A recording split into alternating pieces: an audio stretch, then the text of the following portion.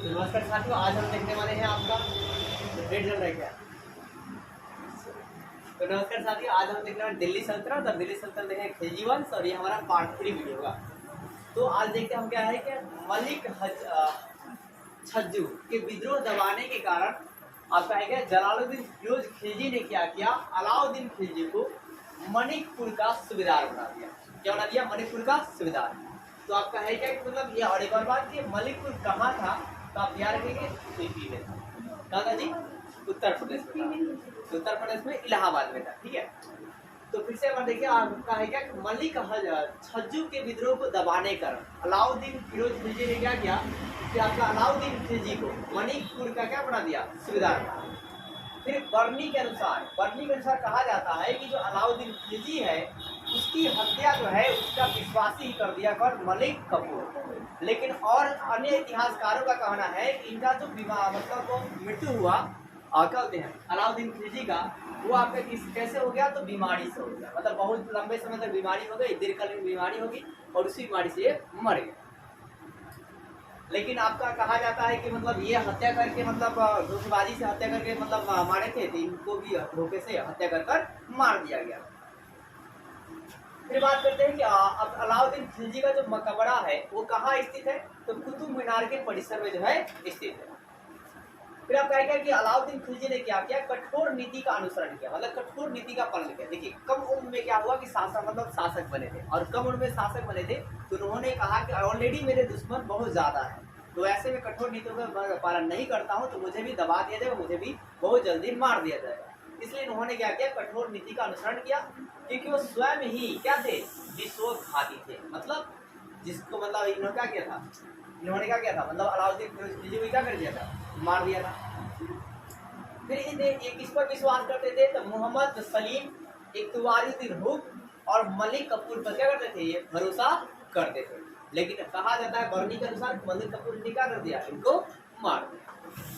फिर बात करते हैं साम्राज्य विस्तार की नीति। इनका क्या है कि साम्राज्य विस्तार की नीति जो है, इन्होंने साम्राज्य के विस्तार के लिए नीति अपनाया। इन्होंने साम्राज्य भारत में विस्तार करने तो सोचा ही था, साथ ही सोचा था कि पूरे विश्व का भी हम क्या करेंगे, मतलब यात्रा करेंगे, तो विश्व का भी विजय को प्राप्त करेंगे। इन्होंने युद्ध अभियान के बाद ये लक्ष्य पूरा होने पर इन्होंने सिकंदर द्वितीय की उपाधि जो है धारण करी। जब इन्होंने युद्ध अभियान चलाया, मतलब जितना लूटना पटना चालू किया, तो जहाँ भी जाते थे सफल हो जाते थे। तो ऐसे भी इनको लगा कि मैं बहुत ही मतलब तोप हो गया हूँ, और उससे वैसे में इन्होंने अपने आप को क्या कहा? सिकंदर द्वितीय की उपाधि धारण कर ली। और अपने पावर को और शो करने के लिए इन्होंने सिक्कों पर अपना नाम क्या करवा दिया?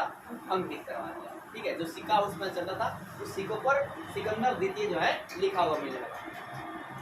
देखिए विश्व विजय और नवीन धर्म की स्थापना। तो है क्या कि जो आपका अलाउद्दीन खिलजी थे वो विश्व विजय करना चाहते थे, मतलब पूरे विश्व को जीतना चाहते थे सिकंदर की तरह, और नवीन धर्म की स्थापना मतलब नए धर्म की स्थापना करना चाहते थे। तो वो ये सब करने से पहले अपने वो दोस्त मित्र से सलाह लेते हैं, तब तो जाकर उनके मित्र बताते हैं कि विश्व जो विजय अभियान है और जो नवीन धर्म की स्थापना है इसको आप खत्म कर दीजिए, इसको मतलब मत कीजिए, क्योंकि उतना करना मतलब मुश्किल हो जाएगा। उसके लिए बहुत ज़्यादा पैसा भी चाहिए और बहुत बड़ी सेना भी चाहिए। इन्होंने क्या किया कि मतलब आपका है क्या वो चाहते थे लेकिन वो नहीं किए।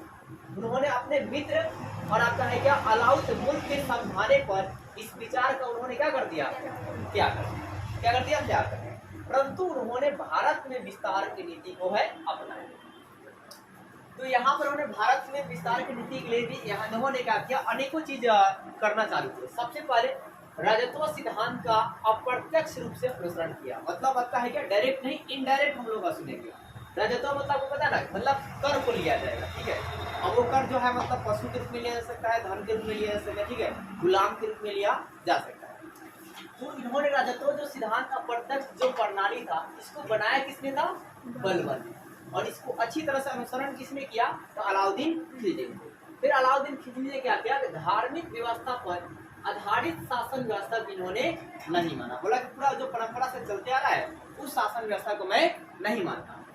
इसके बाद उलमा वर्ग को शासन में हस्तक्षेप करने के लिए इन्होंने मना कर दिया कि जो भी उलमा वर्ग है वो हमारे शासन व्यवस्था में दखल अंदाजी नहीं करेगा। इसके अलावा उन्होंने उलमा वर्ग का विरोध करते हुए खलीफा पद प्रदान करने के उद्देश्य से उन्होंने यामनी उल खलीफा नासिरी अमीर उल मोमिनीन उपाधि क्या कर लिया? धारण, बहुत बड़ी उपाधि धारण की। फिर इसके बाद इन्होंने मतलब सोचा कि भारत की मतलब समाज विस्तार के लिए भी क्या चाहिए, पैसा चाहिए, मतलब धन चाहिए।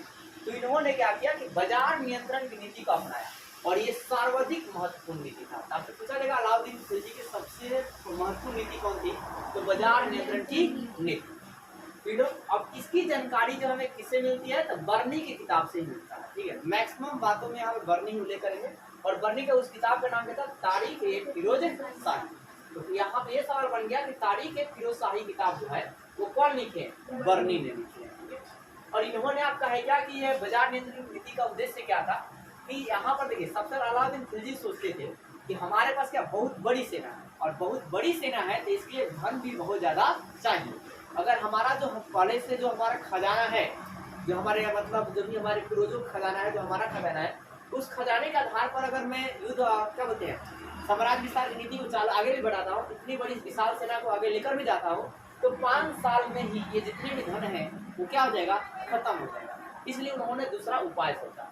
फिर उन्होंने मन में आया कि क्या सेना में कटौती कर लिया जाए, सेना के जो मतलब धन दे रहा हूँ उसमें कम कर दे।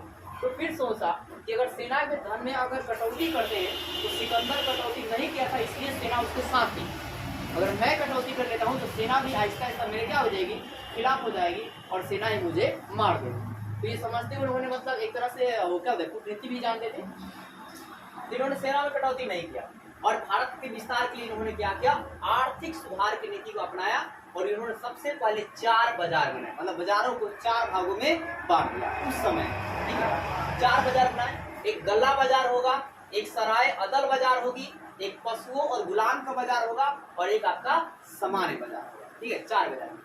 जैसे गल्ला बाजार की बात करते हैं, इसे अनाज मंडी कहा जाएगा, मतलब इसमें अनाज को बेचा जाएगा। अनाज के अलावा मतलब दूध, जो घी जो है, ये सभी वस्तुएं जो है इसमें आएगी। और इसका जो प्रमुख होगा वो आपका उस प्रमुख पद को क्या कहा जाएगा, साहना ए मंडी। क्या कहेंगे, साहना मंडी। तो पूछा जाए गल्ला का जो मतलब था, कल खिलजी वंश में जो गल्ला था, गल्ला बाजार था, उसके प्रमुख पद क्या था, तो साहना ए मंडी था। और इस पद पर कौन बैठा था, तो मलिक काफूर या मलिक कफूर।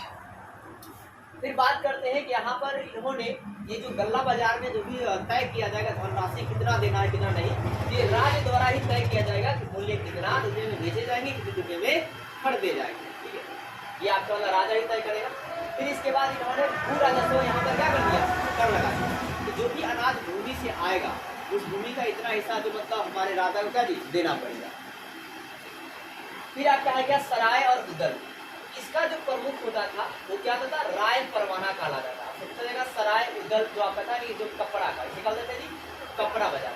तो कपड़ा बाजार का जो प्रमुख होता था वो क्या था, राय परवाना। क्या होता जी, राय परवाना। अब राय परवाना होता था। इसके बाद जो कपड़ा बाजार था उसमें जो मुल्तान के रेशमी कपड़े आते थे, और वहाँ के जो व्यापारी होते थे उनको इन्होंने सब्सिडी देना चालू कर दिया, मतलब पैसा जो है अपने तरफ से दिया, धन को जो है अपने तरफ दिया, ताकि वो